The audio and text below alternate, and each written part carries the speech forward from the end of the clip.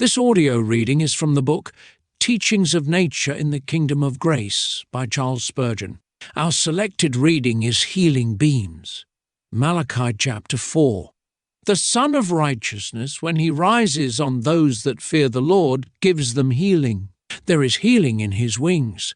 By the wings of the sun are meant the beams that shoot up from it into the air, or seem to slant down from it when it is aloft in the sky. There is really healing to men's bodies in the sun.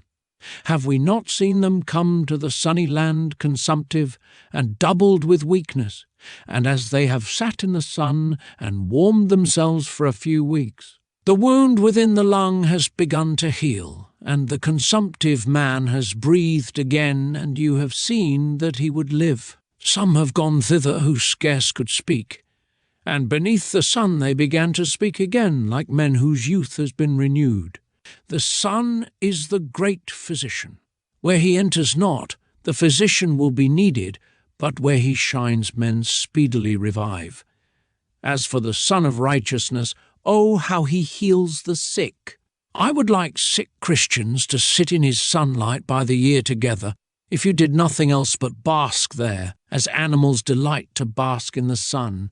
The flowers know the sun, and they turn their cups to him and drink in of the health he gives them from his golden store.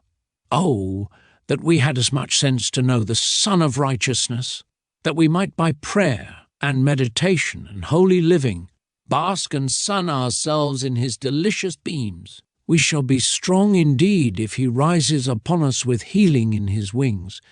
He has risen, but we wander into the shade. He has risen, but we get into the ice swells of worldliness and sin, and shut out his warmth. And then we wonder we are sick, but sick we always shall be, till we come out into the light again. And Jesus shines on us from morn till eve. When the Son of Righteousness shines, the Christian gets his liberty.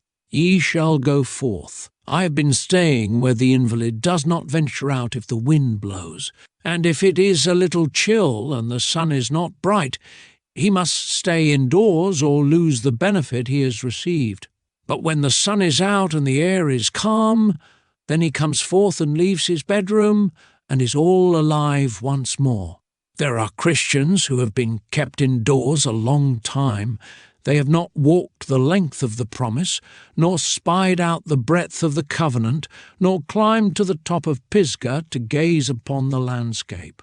If the Son of Righteousness, even the Lord Jesus, shall shine upon you, you will go forth not only to enjoy Christian life, but to enter into Christian service, and you will go further afield to bring others to Christ. Then you will begin to grow.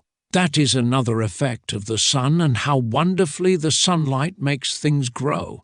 Here we have in our hothouses little plants that we think so wonderful that we show them to our friends and put them on our tables as rarities.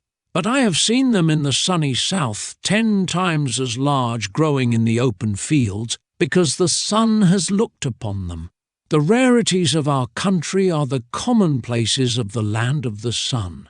I have known Christians who have received a little faith and been perfectly astonished at it, and God has blessed them with a little love to Jesus.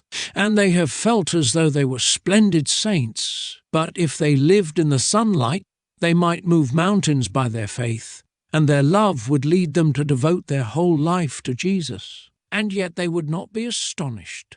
The Son of Righteousness can produce fruits rich and rare. Our cold, sunless land, beneath its cloud and fog, what can it yield in the winter? In more favoured parts of the earth, even in our winter, the trees are golden with fruits. So is it with the soul. What can it grow if it lives in worldliness? What can it produce if it lives to itself? But when it knows the love of Jesus and the power of his grace, even in its worst estate, it brings forth the richest and the rarest fruit to the glory of his grace. Live in the sunlight. Get out of the shadows.